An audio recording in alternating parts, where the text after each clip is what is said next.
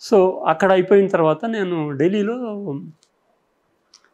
మంత్రి గారి దగ్గర నుంచి వెళ్ళిపోయాను కదండి. వెళ్ళిపోయిన తర్వాత సెంట్రల్ సర్కిల్ అని ఢిల్లీలో ఉంటుంది.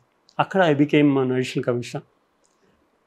సెంట్రల్ అని అంటే అన్ని పెద్ద పెద్ద కేసులు అవి. అప్పుడు ఆ రోజుల్లో బోఫోర్స్ కేసులు, చెడ్డ అవి ఇవి అవన్నీ ఉండేవి. అక్కడ I was the additional commissioner. అక్కడ మంచి కేసులు చేశామండి నేను. I was there for how many years, 1989 to 91 వరకు అక్కడ పనిచేశాను. సెంట్రల్ సర్కిల్లో చాలా మంచి పేరు వచ్చింది అక్కడ కూడా. అంటే I was the supervisor role అనమాట. నేను డైరెక్ట్గా అసిస్టెంట్ కాదు కానీ సూపర్వైజ్ చేయించాలి. బాగా చేసాము, మంచి వర్క్ చేసాము. And we had very good recognition. అక్కడి నుంచి ఇక నేను అప్పటికే డ్యూ ఫర్ ట్రాన్స్ఫర్ అండి. మాకు ఎవ్రీ 7 yearsకి ట్రాన్స్ఫర్ ఉంటుంది. సో ఎవ్రీ 7 years ఆ రోజుల్లో అట్లా ఉండేది. సో ఎక్కడ పోవాలి నెక్స్ట్ అని చెప్తే I don't want to ask anybody. అందరూ తెలుసు, అయినా కూడా నేను ఎవరిని అడగదలుచుకోలేదు. సో ఆ రోజుల్లో మెడ్రాస్కి వెళ్ళడం అంటే అది పనిష్మెంట్ పోస్ట్ కిందకి లెక్క. అక్కడికి వెళ్తాం. So I said okay. అంటే అట్లా ఉండేది ఆ రోజుల్లో. ఇట్స్ ఏ క్లోజ్డ్ సొసైటీ అండి. తమిళనాడు అన్నది, మెడ్రాస్ అన్నది క్లోజ్డ్, కొంచెం చాలా కన్జర్వేటివ్గా ఉంటారు అని చెప్పేసి బయట వాళ్ళు ఎవరు వెళ్ళేవాళ్ళే కాదు. ఓన్లీ పనిష్మెంట్ పోస్టింగ్ కింద మెడ్రాస్కి వేసేవాళ్ళు బయట వాళ్ళని. Tamilians of course were there. మిగతా వాళ్ళు ఎవరు ఉత్సాహపడేవాళ్ళు కాదు ఆ రోజుల్లో. సో నేను ఐ ఆప్టెడ్ ఫర్ చెన్నైకి ట్రాన్స్ఫర్ వస్తుందని గ్యారంటీ ఉంది కదా. ముందే పిల్లల్ని పోయి స్కూల్లో కూడా అడ్మిట్ చేశాను చెన్నైలో. ఏది ఇంకా ఆర్డర్ రాకముందు. బట్ తమాషా ఏంటంటే అక్కడ టీసీఏ రామానుజం గారని అక్కడ చీఫ్ కమిషనర్, ఆయన ఎవరు నాకు తెలియదు. నేను ఆయన దగ్గరికి వెళ్ళి ఒక చిన్న స్లిప్ పంపించాను. ఏంటి ఆయన అడగాలనుకున్నది ఏంటంటే, అయ్యా నేను ఇట్లా వస్తున్నాను, ట్రాన్స్ఫర్ ఆర్డర్ వస్తుంది నాకు, నన్ను కోయంబత్తూరు సేలం అనకుండా చెన్నైలో పెట్టండి, నేను పిల్లల్ని అప్పుడే అడ్మిట్ చేశానని అడుగుదామని స్లిప్ పంపించాను. ఆయన ఎవరితో మాట్లాడుతున్నాడు, ఇంత పెద్ద ఇదండి, ఇంకా పెద్దది దీనికంటే. అక్కడ ఎవరితో మాట్లాడుతున్నా ఆయన డోర్ దగ్గరికి వచ్చారు. లేచి వచ్చి డోర్కి లోపలికి తీసుకెళ్ళిపోయి ఇట్లా సోఫాలో పక్క ఇంకో సోఫాలో కూర్చోబెట్టి, you come and join my headquarters, I need people like you, I been waiting అని అన్నాను.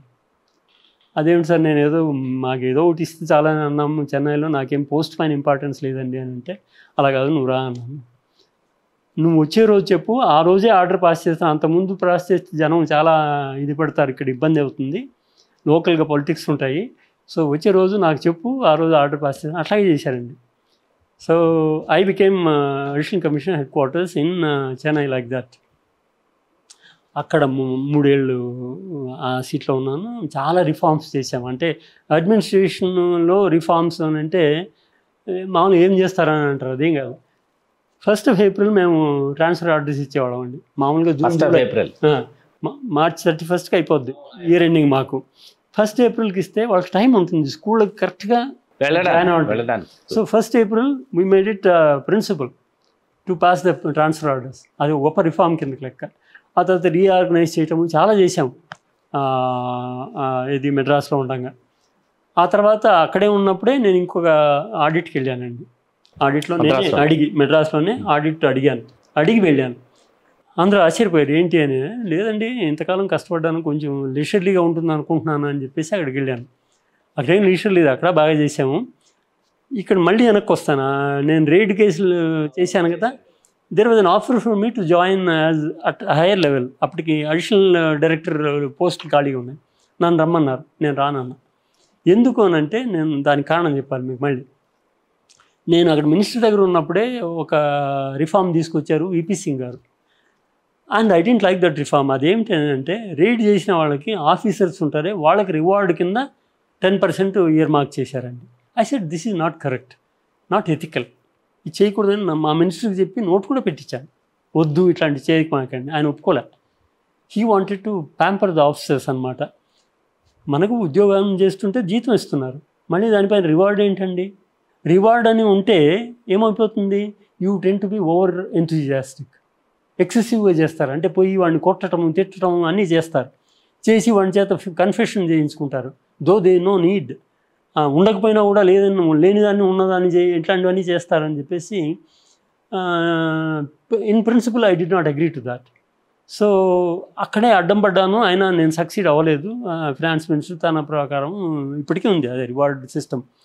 Because reward system which I opposed in principle. తర్వాత నాకు అదే మెడ్రాస్లో చెన్నైలో అడిషనల్ డైరెక్టర్ ఆఫర్ వచ్చినప్పుడు నేను I said I don't want to join this because I will be tempted to go for this.